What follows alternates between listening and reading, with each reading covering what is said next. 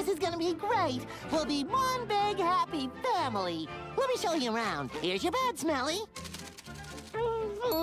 Here's your food bowl. And some kibble.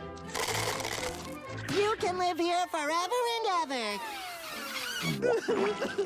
Oh, look, Pat. He's crying tears of joy. Well, Smelly, there's one more family member you haven't met. Cue the intro!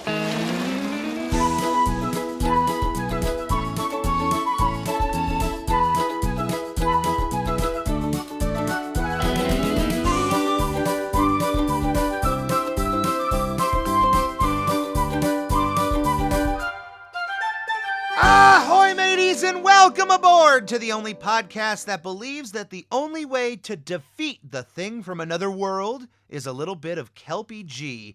I'm ready, a SpongeBob SquareCast. I'm your captain, Captain Eric, and it's a pleasure to have you here as we continue our sail through the 4th season of SpongeBob SquarePants. Today's episode is The Thing, a 1982 film directed by the one and only John Carpenter.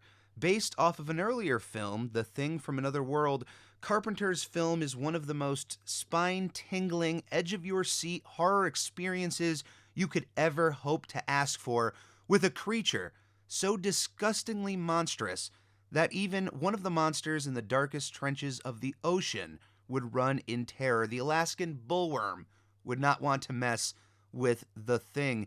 It is one of my favorite movies of all time, and I am so happy to be talking about it today.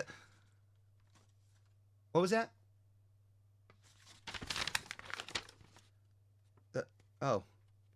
Yeah. No, I got it. Yeah. Okay. No, it's all right. I got it. Today's episode is The Thing, the first half of the 76th episode of SpongeBob SquarePants. It first premiered in the United States on January 15th, 2007. It was storyboard directed by Zeus Service and Eric Weiss, although if you are watching any episode with Zeus in terms of working on that episode, it is fair for you to yell at the television, "Zeus!" in a moment's notice. Zeus Service, Eric Weiss, wrote this episode alongside Stephen Banks. Our animation director is Andrew Overtomb, our technical director is Vincent Waller, and our supervising producer is Paul Tibbett. I'm back, baby.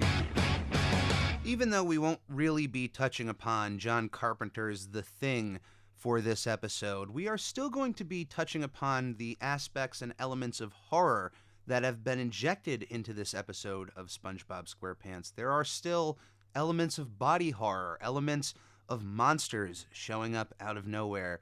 And it shouldn't be a surprise for those working behind the scenes on this episode due to the history that they have involving some elements of horror, some aspects of that genre into the world of SpongeBob SquarePants. As far back as introducing Squidward to the realm of sci-fi horror and SB-129, all the way to the worlds of sci-fi body horror in SquidBob Tentacle Pants, even in a recent episode, Ghost Host, which had a myriad of elements from that genre.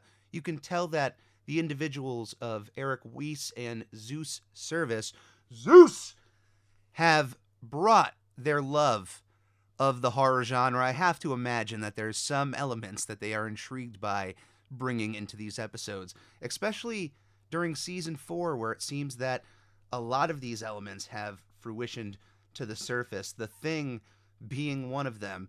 As this episode starts out, I have to say that this is up there in one of the most mismatched title card / music choices I think we've ever had. If you look at this title card on its own, without any music, it's up there as one of the most horrifying SpongeBob title cards we have ever had. Ones that you know instantly, ooh, this is going to be possibly a spooky episode of some sort. But when you get to the music choice, it couldn't be further from that. Little coffee break there. Little uncut moment. I'm not going to cut that out. So, the music choice, very whimsical, very SpongeBob SquarePants. If you were in another room and SpongeBob was playing and you heard the theme song and then the beginning of this episode started, you would not think that this would be an episode about anything horrific, anything to do with torture or anything of that sort. But maybe that's what they were going for. This is the fooling element. They want to fool parents into thinking everything's A-okay. False sense of security. But for those looking at that title card, nope, you're in for a ride. And as we start out, this may be one of my favorite cold openings of SpongeBob SquarePants. Very quiet, very simple. It's late in the day, and Squidward is clearly skeptical at this point, as he hasn't really heard of SpongeBob and Patrick seemingly all day. One eye pokes out from his door, peeks over at the rock, and we just get the sound of wind hitting that little weather vane that he has on the top of his rock. It's very subtle. I would say at no point in the series up to this episode have we had a moment of silence like this on Con Street. Like an actual moment of genuine silence. We've had, of course, times where we set in on the street and there isn't any immediate laughter of SpongeBob and Patrick. But this is made very clear that this is different. So the eye peeks over to Patrick's rock. No sound. Just the wind. Peeks over at the pineapple. Nothing. There's no sounds coming from it. Squidward then slithers his way behind the pineapple, sneaking to be a peeping squid through the window to look into an empty pineapple. As we're told, this is evening time, which means SpongeBob and Patrick seemingly have been gone all day, or at least this is the first time that it's been quiet, so Squidward is just double checking. And his excitement explodes at this moment in time, realizing that if these two are gone for the evening, he gets a free evening to himself. I guess, according to this moment, to Squidward, evenings are the absolute worst for him trying to do anything, get anything done. I guess that's the time that SpongeBob and Patrick are at their most active. I guess that makes sense. At least with SpongeBob's possible schedule here. If he works at the Krusty Krab, let's say in the morning, or he goes to Mrs. Puff's boating school in the immediate morning, goes to work, he's probably out by evening time. So then that's his playtime with Patrick. They're outside annoying Squidward to no end, but according to this episode, they're gone. They're nowhere to be found. Squidward has the evening free. And what better way to spend an evening than with a box of grape juice? I thought Squidward would be a little bit more elegant than that, but who am I to judge? And some public television, which I don't want to down public television. I think it hosts a great service wherever it is. But I've never met or I've never witnessed anyone give the excitement to watch public television as much as Squidward is in this episode. He's hyping it up absolutely hard, and there is great programming to be found on public television. Do not get me wrong. I support it, but it seems like Squidward is at that elite level of support of public television, and I'm sure those people exist in silence due to the donations that they may make to various public organizations around the country, around the world. So, but I don't know. At this moment, when I first watched that episode, I remember thinking, wow, Squidward is the first person, the first character that I have ever had in front of me give so much emphasis on, no, this is public television time. Even my grandmother watched a decent amount of public television when I was growing up, but there was never any excitement behind it. You know, if she ran into the room and was like Macho Man Randy Savage or Hulk Hogan and cut a promo on wanting to watch public television, man, I would be right next to my grandmother's chair watching along with her no matter what was on. She'd just have to hype it up a little bit. That's all I'm saying, is there was never any hype behind it. It's not like my grandmother had a deep enough voice where she could run into a room and go, "Listen, dude, you gotta watch public television, brother."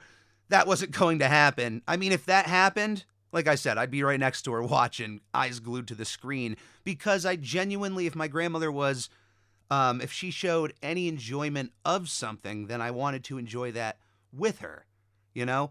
But if she just was kind of blank to whatever she was watching, it was just kind of the mindless television, which she would do in the evening time. So I guess that matches up with Squidward, pretty 1-to-1 there. But yeah, I don't if she ever really showed enjoyment, which I'll tell you one, the Grand Ole Opry was one of those shows that she genuinely showed excitement for. So I would watch along with her, and depending on the musical act, I would like what I was watching. But if she was enjoying it, I was enjoying it, and that was the whole point. So yeah, Squidward shows all this excitement for public television. I can understand why after seeing what's on the TV. For those that don't know, we have musical talent beyond your wildest dreams entering your world in this episode of SpongeBob SquarePants. I'm talking about the iconic Kelpie G, a character within SpongeBob who has no name at this point.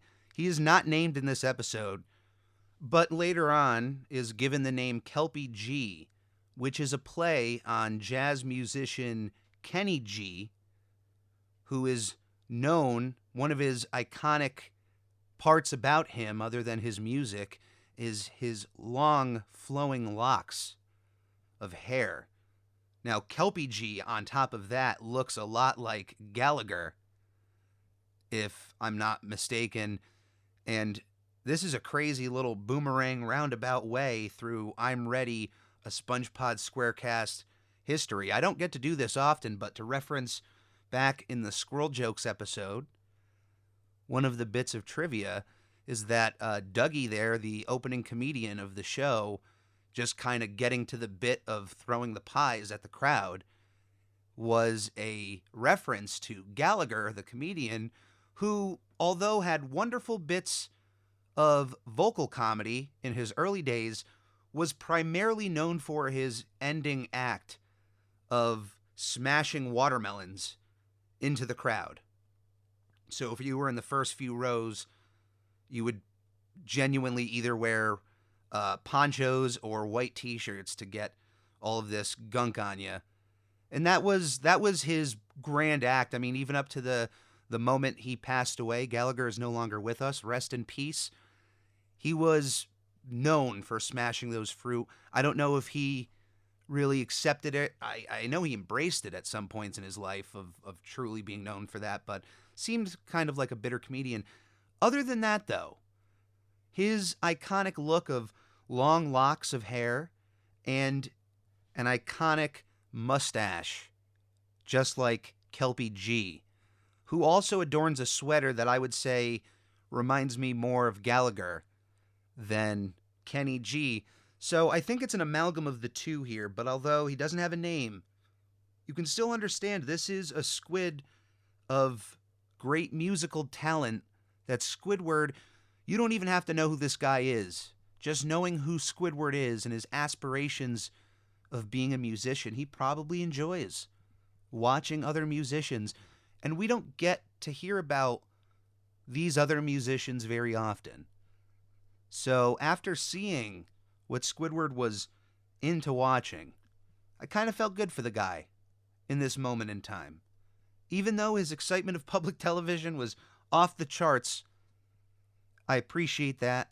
I appreciate Kelpie G, and I appreciate Squidward gets to enjoy his evening off. Finally! Almost on schedule, SpongeBob and Patrick are already starting their shenanigans outside in something that genuinely made me laugh. Whoever came up with this idea, this is such a genius idea for SpongeBob and Patrick to annoy Squidward, but for what they're just doing, it feels so innocently childish and creative. It's something that you can genuinely imagine SpongeBob and Patrick doing and finding enjoyment out of, and it's not so out of the realm of possibilities as far as SpongeBob and his ever-growing powers of creativity.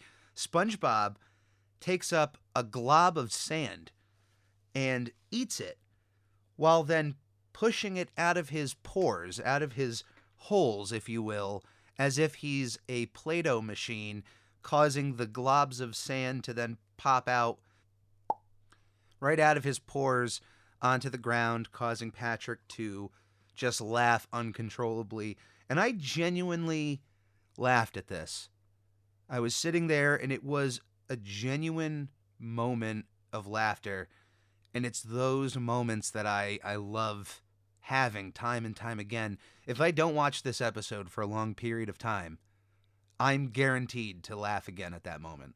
Guaranteed. It's just, it reminds me of how much I love SpongeBob for what he gives me. It reminds me as far as what this character gives out to the world. And then, it's just the silliness. It's the why. Why do you like this character so much? Just watch this little bit of enjoyment of these two creatures having fun with the world around them. What's not to love? I know love can be hard to find these days, but come on now. This is just fun. Squidward is so annoyed at the laughter. He can't enjoy what he's watching. I know how this feels, and I'm sure those of you have been in situations where you're in a public movie theater, and if someone is talking or there's something distracting going on, I guess either if the movie is not good enough or your attention span cannot concentrate enough with whatever distraction is going on for whatever reason, but you can find yourself in a Squidward-like mindset where you're just stewing there. You're trying to watch whatever you're watching, but something else is going on, and you can't focus on the first thing. So all of this laughter is going on, and eventually SpongeBob and Patrick make their way to Squidward's door, making their way into Squidward's house, and it's better to just, you know what, try to contain the chaos within a controllable environment instead of having it outside. I empathize with Squidward in this situation. I empathize with Squidward a lot here. Maybe it's my age. I don't know. If that's anything to go by, then eventually everybody will find themselves empathizing with Squidward at some point in their lives. But he invites SpongeBob and Patrick to sit down with him, gives them juice boxes as well. What a fantastic host Squidward is, and lets them enjoy some of the Kelpie G jazz, while SpongeBob or Patrick asks for the volume up, which, although Squidward seems a little annoyed by the request, has to, at some deep down feeling, be impressed with Patrick. Like, oh, he's enjoying this or wants to hear a little bit more of it. All right, fine. Volume up on the Kelpie G. As soon as the volume is up, of course, SpongeBob comes in with the old, "Hey, Squidward, could you put the volume down?" Which, I feel like I've been there before, where you put the volume up just ever so slightly for someone else, and maybe somebody else is like, whoa, that's a little too high, and you got to find that sweet spot for everybody. It can be a rough place if you have a home theater system with all of those speakers. Then sometimes just one click too high or too low is just putting everybody off in the room. But Squidward obliges, and then is just getting bombarded with questions about Kelpie G, what they're watching, why is there so emotion going on the television. He's annoyed, and he expresses his frustration on the fact that he just wanted to watch some public television during this evening, but you know what? You guys can enjoy this yourselves. I'm outta here. He didn't say that last part. That's all me.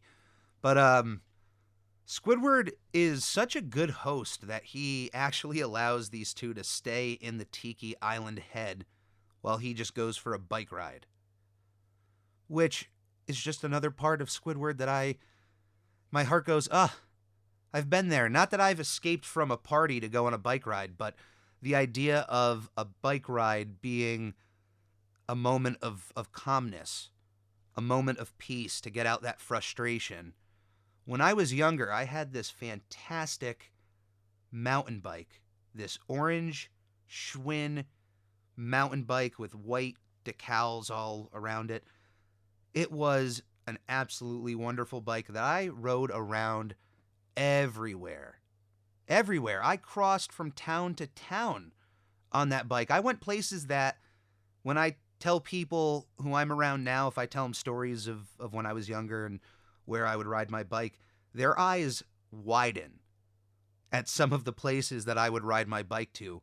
It was an absolutely fantastic bike. I learned how to bunny hop on that bike, ride with no hands on my handlebars, would do tricks at the skate park. Eventually, the front tire popped, and I had to get that replaced. And what had happened was, to pump up that tire, I didn't really have a bike pump with me at my house. So I got up extremely early before school to walk my bike to the nearest gas station, which had an air pump. Pumped up the tire, and on my way back to school, very close to my house actually, my tire popped again. So instead of going back to my house, because at this point I was a little bit late to school and I honestly didn't want to deal with the frustrations of my mom complaining about that, so I ducked through the woods near our house, and at one of my best friend's house, Billy, I left my bike in his driveway. Where Billy is, he's at a dead end right near those other parts of the woods, a very secluded home. And at some point during my school day, that bike was stolen. And I've never seen it again. A few years ago, I would have another Schwinn in my life, but the feeling of that bike was completely off. I only rode it maybe 2 or 3 times, and I haven't had a bike since. But there was a chunk of my life where riding a bike, and this was at a time where MP3 players were just on the horizon, so they were extremely expensive. So I learned how to ride my bike holding a CD player. Yeah. Can you imagine riding around? It's essentially one-handed on the bike while you're, holding a CD player, which you can't really rock around some of those early ones. Eventually, I would get myself an iPod, and that would make things a lot easier, and then an iPod holder, but then, there's still complications with the headphones and whatnot. It was a time. It was a time to be alive. Certainly, wireless headphones and a phone with that attached and YouTube Music, Spotify, that would be a lot easier.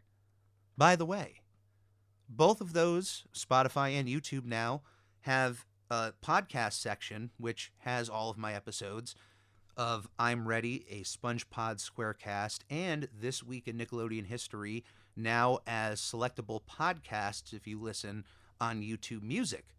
So you can find more ways to listen to Captain Eric than ever before. YouTube, Spotify now has all of the video versions of these episodes if you are inclined to look at some sort of picture on the screen. It is your choice to do so. But either way, if I had that technology at the time, man, that would be a lot easier. I wouldn't have fallen off the bike so many times or had the headphones yanked off, but those are all in the past. And those are memories I enjoy. But seeing Squidward here decide, you know what, you guys enjoy this TV, I'm out of here, getting on his bike, I empathize with that in some way. Squidward is such a nice guy to just let them stay in his house instead of kicking them out. And as he's complaining to himself that these two are going to enjoy public television, how dare they enjoy public television on my TV? They wouldn't know culture if it hit them like a truck full of cement. And almost on cue, as Squidward can conjure up these things, he runs right into a truck. And wouldn't you know it, it's filled with cement. At least it's not cement that is pouring into chocolate, like in that one episode of Doug at the Mr. Swirly Chocolate Factory. I want to make an entire video essay about that episode, how a truck with a trough like that of cement could just be pouring into a vat of chocolate and no one knows. That's insane, but there's just this random truck on the road. Squidward runs into it, Luckily, he doesn't really have to swallow any of this cement, and it just coats him in this mound of this wet cement, hurling him down a hill, twirling him through a pipe which is very clearly a sewer pipe of some sort. It looks disgusting. So then all of this wet cement gets mixed up in this sewage water. And out the other side, we have this stinky cement Squidward mixture getting flown into this valley within Jellyfish Fields, where, at one point we were told that the blue jellyfish, Old Blue, Old No Name, was one of a kind. He was a rarity to be had. He was like the Mew of the Kanto region. But it looks like since then, Old Blue got a little old busy, if you know what I'm saying. Oh, yeah. Anyway, Squidward gets thrown into this valley of jellyfish. They look like a river in this valley of grass, and just gets doused in electricity. I hope the cement is protecting him in some way, given that it's wet. But wait, nope, that would make things worse. Electricity can conduct through liquid. So yeah, Squidward is feeling all of that shock, but that shock sends him directly out of that little crevice, and we next see him walking as the cement finally hardens over on top of itself, and all of a sudden Squidward is in no ability to actually walk, and from here on out, for the entire episode, this monster figure of Squidward that he has formed into, his arms almost like in a T-Rex kind of position, his cheeks puffed out, I hope not his mouth filled with cement. Seemingly he can only breathe through his nose. A very terrible situation to be had. A very horrific sounding situation. One leaf out of the top of his head, and the bottom portion of this monster just completely flat. So from then on out, he is only able to really waddle around. He reminds me as one of the power-ups that you can have in Kirby where you just turn into a statue, but you're not really able to move, or if you can only move ever so slightly left or right. That's what it looks like here. But Squidward is waddling through Jellyfish Fields for, as he narrates, possibly for 5 days with no food, possibly no water, in the worst situation possible, before he finds himself at the Jellyfish Fields sign, which is the telltale notice of the entrance of Jellyfish Fields. So he has finally made it to some sort of known landmark before it dawns on him, wait, I'm in Jellyfish Fields? He was at least happy of his situation over the fact that he was away from SpongeBob and Patrick before coming across that sign, and as usual, Squidward's powers cease to amaze. SpongeBob and Patrick arrive on set and find themselves in front of this creature. They don't notice it to be Squidward, and for the rest of the episode, SpongeBob and Patrick actually do not find out that this creature is Squidward. They come across it. It looks like an endangered species, which, to, I guess, Patrick's idea of I don't know if he thought endangered meant something just about danger. So when he heard SpongeBob call it an endangered species, he started screaming at it like, "Get on out of here!" And, yeah, I'm sure there are some creatures out there that Patrick's whole attempt totally justified. There are plenty of animals, endangered or not, that if I came across them in the wild, that would absolutely be what I'd try to yell at them for. I mean, there are others that I would simply either run or go into a fetal position, but certain ones, yeah, get on out of here. Nobody wants to see you. But no, SpongeBob reassures him, no, it doesn't seem like he wants to harm us. It seems like he's scared. He's lonely. We need to care for him, which is not out of the realm of possibilities for these characters. This harkens back to Rockabye Bivalve and their maternal paternal instincts of just wanting to take care of helpless creatures. So this completely falls in line for something that SpongeBob and Patrick would do.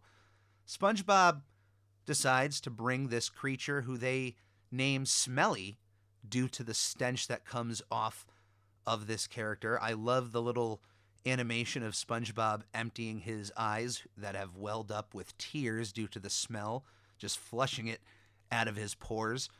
They bring Smelly home to the pineapple. Squidward is now in full danger mode, is in full horror mode, as his one situation that he wanted to avoid, being around SpongeBob and Patrick, is now coming to fruition in the worst way possible. It's one thing to be a cement monster wandering around jellyfish fields, and it's another thing to be a cement monster now stuck in the clutches of these two characters, in their homes no less, which now Squidward has a bed which went from a queen-size bed to a stack of newspapers in the corner.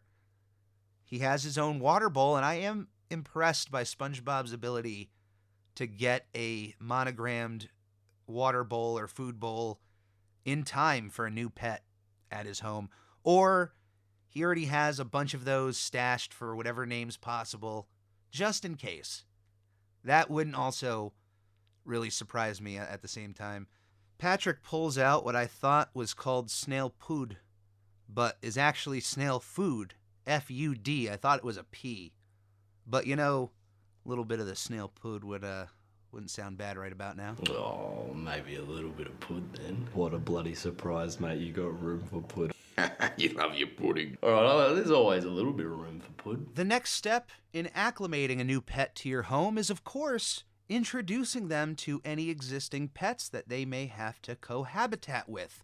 So, of course, Gary gets brought in to inspect this new animal, Smelly, who once Gary sniffs at, immediately attacks and ravages Smelly's face and entire head, just engulfs Smelly with just a cat scratch attack, a snail scratch cat attack, whatever you want to call it. And as SpongeBob removes Gary from this situation, notices that Gary has never attacked anyone like that except Squidward, which should connect the dots for SpongeBob and Patrick together, but they don't. They just accept that Gary cannot live with Smelly, which means, guess what? Smelly gets to go home with Papa Patrick. And the horror gets worse, because I would rather live in the pineapple than in the dark depths of the rock, which luckily this rock doesn't have an ego to take control of the story. The rock has certainly grown since another character has slept over in season 1, when it was simply a flat surface under this rock. Patrick has kept a little bit of the depth since then. Thankfully for Squidward, I don't think that cement creature would have fit just under the rock as such. But living with Patrick is certainly not an ideal situation for Squidward, having a ball just thrown at his face constantly before all of the sudden Squidward gets annoyed at this situation. You would think, yeah, having a ball thrown at your face would just have any creature eventually snap. And as he shows aggression towards Patrick, he immediately calls animal control. He doesn't even call SpongeBob to go, hey, yo, this creature is acting up. He just calls up animal control. And they are on their way, sending in a helicopter, sending in a SWAT team for this animal, which I have to say, I know that Old Blue, Old No Name, has increased the population of blue jellyfish in jellyfish fields, but someone was busy in the SWAT team department, because a lot of these guys look eerily similar with one another. There are a lot of twins or half-brothers working at the SWAT force. They have increased tenfold in this situation. Squidward is now surrounded as he tries to enter his home by the police.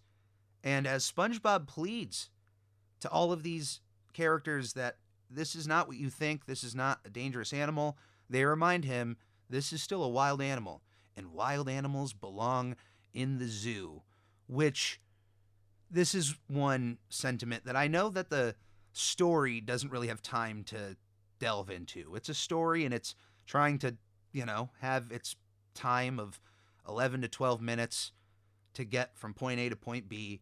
But zoos are certainly a point of contention in our day and age. And I have no doubt that as time goes on, they will still certainly have their contentious bits and have detractors.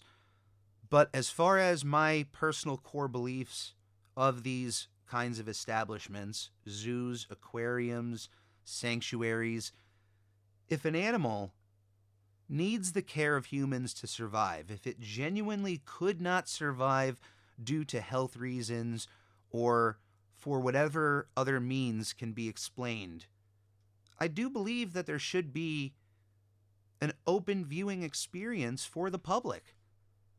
Maybe a little bit of a fee to get in, but you should be able to then have an experience to view these animals to which otherwise you would not be able to see.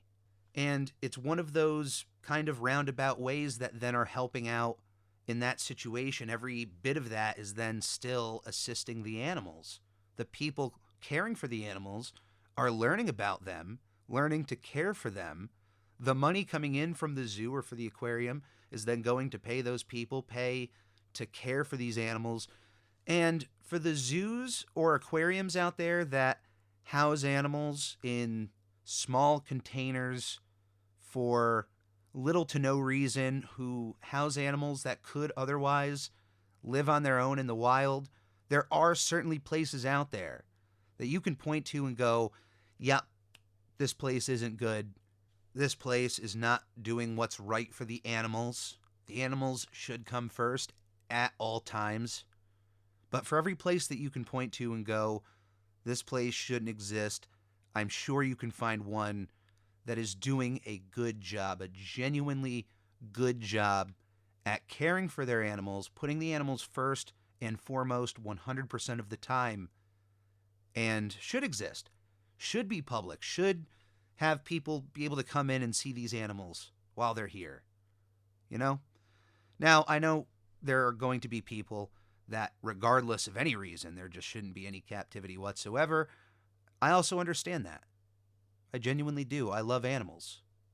That's what I hope I get across in all of that. I love animals, and if I see an animal that, hey, this animal is sick or injured and couldn't really have a viable life out in the wild, and therefore there are those who have brought more of a life to that animal in an enclosure, if you can have a situation like that, then how could you be cross about that situation? I don't know.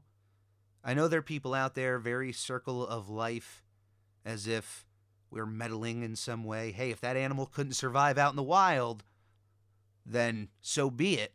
I know that mentality is out there, but in some cases, we shouldn't be so cruel about the way we can help animals, or the way we try to help animals. The way that they help Smelly here is not ideal, which is kind of the entire reason I kind of brought all of that up, because you could look at the enclosure that Smelly has and is locked into, and even outside of the cave portion that Squidward is locked into at night, the outside area of that seems so small. And the sign right above the cave, unknown species, that is such a degrading thing to have for this animal just locked away in this tunnel. Unknown species.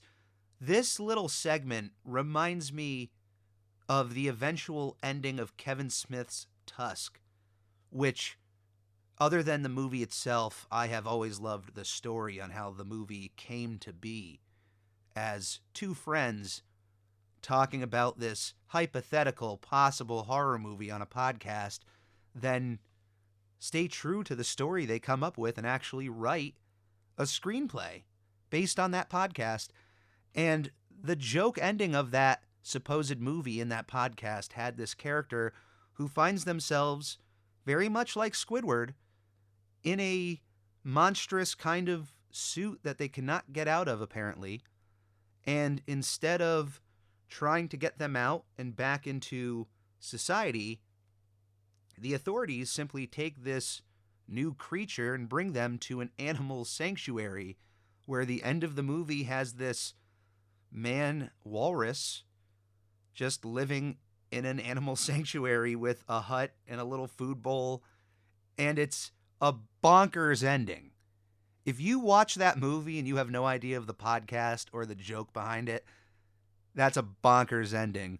But as bonkers as it is, years earlier, here's Squidward in a fairly similar situation, finding himself in a monstrous outfit that he can't get out of.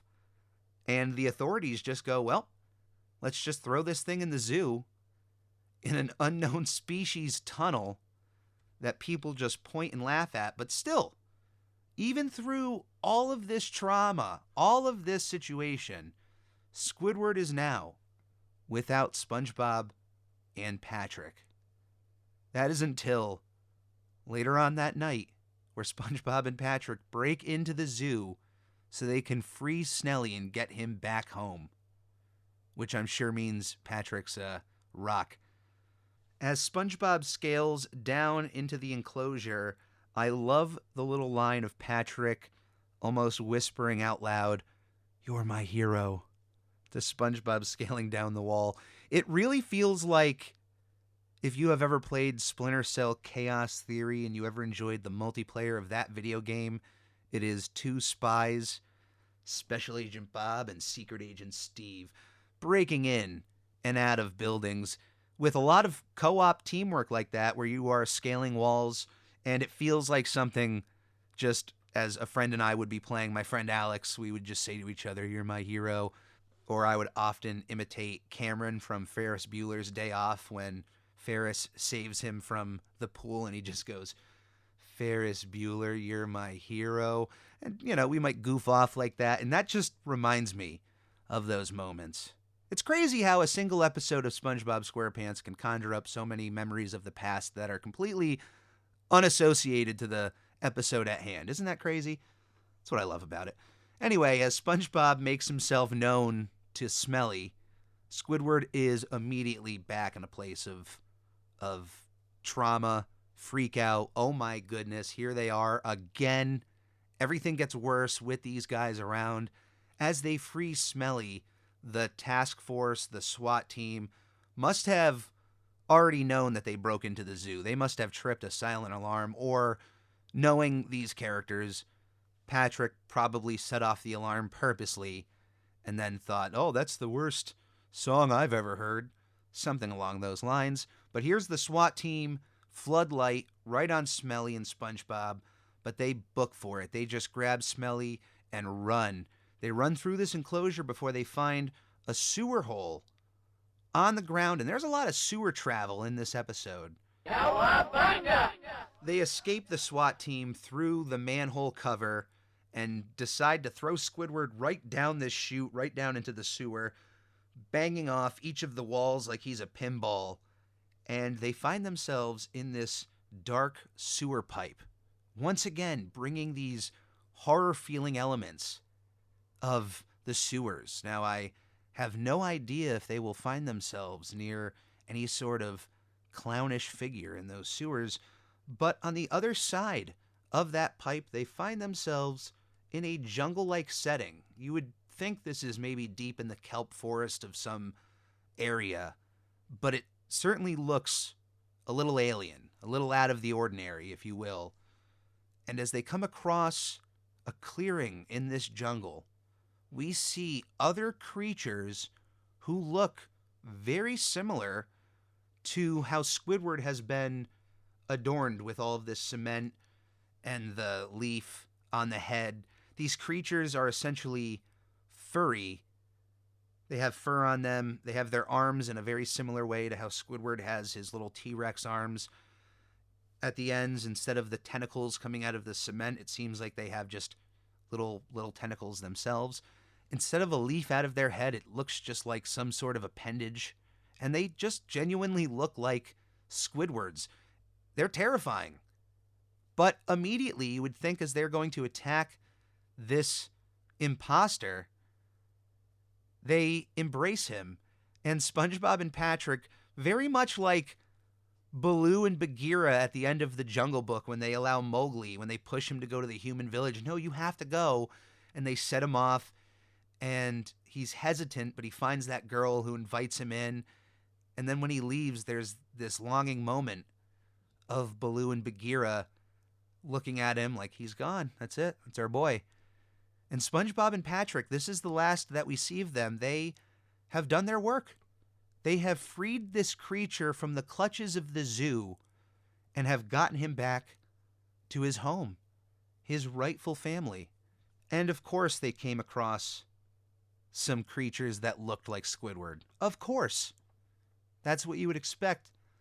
But as you may be fearing for Squidward, fear not, as these creatures brings him over to another place in the clearing where the one, the only, the iconic Kelpie G is present to bring some smooth jazz to his friends. Apparently, a daily occurrence of Kelpie G showing up to this forest to play jazz for these creatures. Now, I am not a musician by any stretch of the imagination.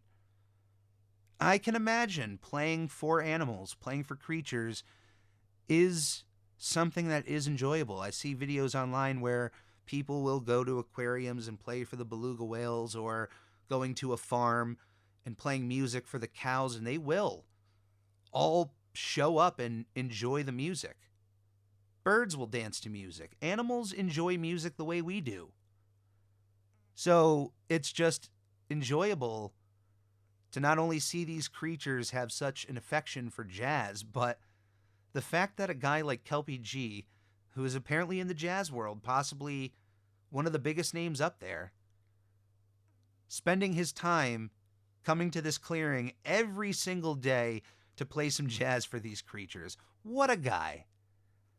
But of course, right when things have to go well for Squidward, now he finds himself in a place where, even though these creatures are monsters in some way and could be dangerous, they have accepted him, and now he gets to live a life where every single day he gets to enjoy Kelpie G jazz right in front of him live. Doesn't have to be on television anymore. And of course, right as he finds himself bobbing with the crew, right as he finds himself bobbing with the music, the cement cracks and breaks around him, revealing himself to the monsters around him as just Squidward. Now, there wasn't a moment of danger. I wish there was. I wish the creatures showed some genuine aggression, or they changed up a little bit. Just like, and I know they couldn't reference this at the time, but if you have ever seen the Land of the Lost movie, the usage of the Slee Stack, which are these reptilian monster characters that were created for the original TV series, and they're just these suits that guys would wear, and they really didn't have any movement of the face on them. They were just slow-moving creatures that looked very terrifying on their own, but in the movie version of Land of the Lost, they took these Slee Stack, and when they were approaching the characters closer, they actually had their jaws like unhinge to showcase these massive amounts of teeth, adding on a horror element to these otherwise, maybe over time not as terrifying creatures. But I wish that there was some element added to these monsters right before the credits to show some danger for Squidward, because even though he shows concern like, oh boy, my cover is blown, I don't know if he's going to be in immediate danger. I mean, Kelpie G is right there. A fellow squid probably wouldn't let him get hurt by these creatures, but who knows? I would love to have seen how else these creatures can interact, but either way, this was an episode designed to throw Squidward through the ringer as a creature, to show him what it's like to be treated essentially like an animal, to have no control over who your owner is, what home you get brought to. Within a single day, you can find yourself in 2 different homes, then in a zoo, being busted out, being thrown back to the wild. Being an animal is tough sometimes. It's not easy. I wouldn't know from experience or anything, but I can know from Squidward's experience here. It kind of sucks. And I really wouldn't want to find myself in a similar situation. As much as I empathize with Squidward in his feelings in certain areas of his day, I certainly do not want to deal in the same situations as being mistaken as an animal, being thrown in captivity. And I'm sure there are some of you out there going, yeah, you said you like aquariums and zoos at some point, so isn't that hypocritical? No, not really. Because if an animal can legitimately be on its own, and there are no educational purposes whatsoever, then there should be no reason that it's in captivity. If the animal cannot be on its own for whatever medical reasons, for whatever other reasons, rehabilitation, otherwise, then yeah, have them be an open attraction in a well-regulated environment. And in most cases, in some of the zoos I've seen, I don't know if it's the state or just the general nation at hand, but yeah, some regulations are not up to snuff in the way that they should be. I know if you watch any of the Netflix Tiger King stuff, there are a lot of zoos featured on there that I certainly wouldn't support. You would never see me caught for 1 second in one of those places. And honestly, the Bikini Bottom Zoo may fall into that category. I can't say that their general care thus far that we have seen has been up to snuff as what I would say is acceptable, or I don't think by anyone's means. Even if you love all zoos, I mean, come on, look at the way that Squidward was held in this episode, just in a tunnel like that.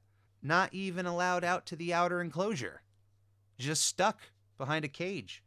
At least their star attraction, Clamu, has a pretty massive enclosure that she can roam around in, seemingly at will and not locked away in a tunnel. Clamu, of course, a riff on the popular killer whale show Shamu at SeaWorld, another place you really wouldn't catch me hanging around at. But regardless of Bikini Bottom Zoo's practices, we don't really have to hang out there for very long, as we have only had 2 episodes at that location. They may have their reasons for the way they handled Smelly in their care for the short time that they had them. But of course, now Smelly is back in the wild. Squidward now stuck in this situation, and that is the thing.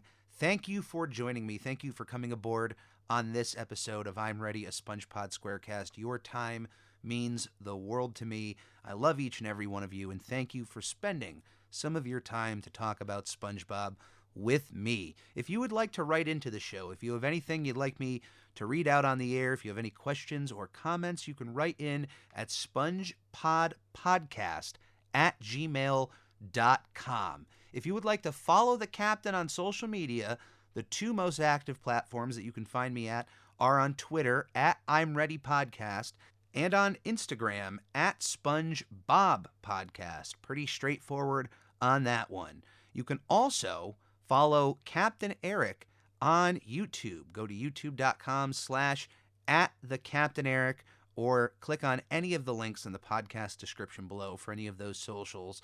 Subscribing to the YouTube channel is the best way to show your support. By joining the Ready crew, you are committing yourself to hanging out with me at least once a week to talk about SpongeBob or with whatever else I want to share with you guys. There are about 3 videos being edited right now, almost done and ready to be uploaded. That will be there soon. And if you would like to support the captain other than subscribing or following me on any form of social media, you can click on that Redbubble link in the podcast description below, where you can find a bunch of pieces of art, all hand-drawn by me, that you can put on a multitude of pieces of material. Stickers, hats, t-shirts, anything you want. Anything that comes in from my projects go directly back into my projects, and it's always appreciated.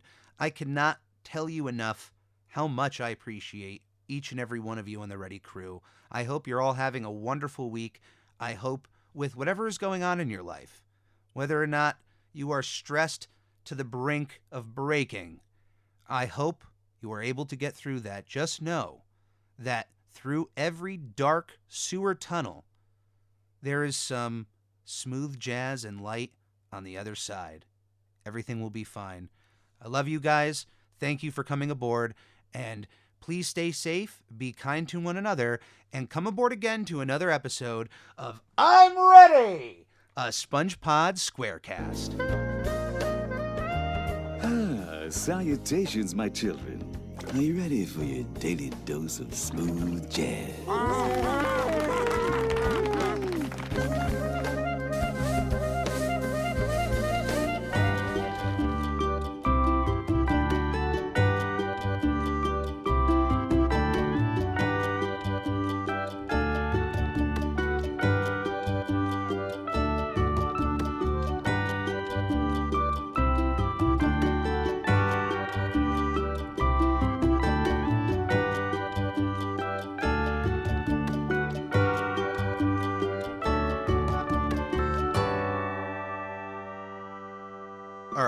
All right. I know that I wasn't going to talk about John Carpenter's The Thing on this podcast, and I'm not.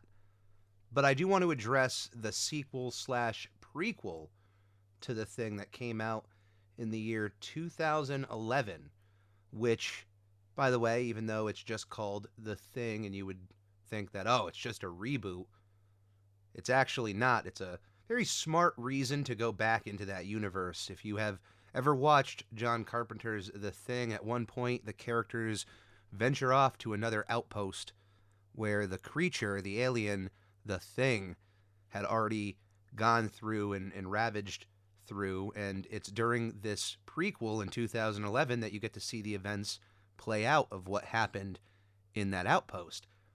But unfortunately, whoever was working on that movie, or whoever decided to fund a sequel/prequel to The Thing, decided, you know what? Let's not really spend much money on practical effects, which is one of the biggest elements that The Thing is known for. If you have ever seen that movie, you will know that some of its scenes are unforgettable. And I just wanted to address the fact that you can't replace practical effects with CGI. There is not a level of CGI on this planet that has reached the effect that you can have with some practical effects, and the horror genre needs to learn fast that to go forwards, we probably should look backwards in some ways. But that's all I have to say about that thing. Catch you next time. Peace.